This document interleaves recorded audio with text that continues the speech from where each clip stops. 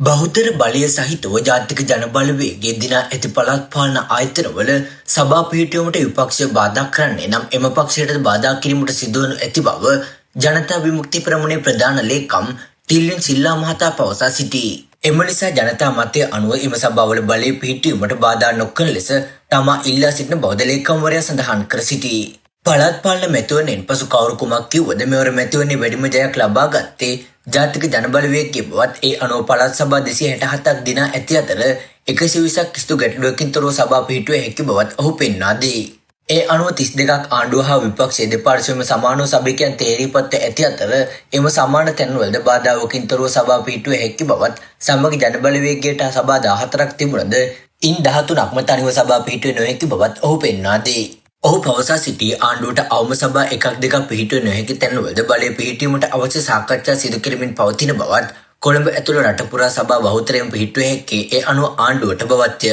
කොළඹ මහනගර සභාවේ බහුතරය ලබා ගැනීමට ආණ්ඩුවට අඩු වී ඇත්තේ සභිකයන් 11 දෙනෙකු වන අතර ස්වාධීන කණ්ඩායම් හා අනෙකුත් අය සමග ඒ ගැන සාකච්ඡා කර ඇති බව පැවසූ ප්‍රධාන ලේකම් ටිල්වින් සිල්වා මහතා පෙන්වා දුන්නේ අනෙකුත් පක්ෂ ගත්තිට ඒ පක්ෂ අතර විරසක භාවයන් කබ ඇදීම් තිබෙන බැවින් එහි වාසියද ආණ්ඩුවට ලැබෙන බවත්ය.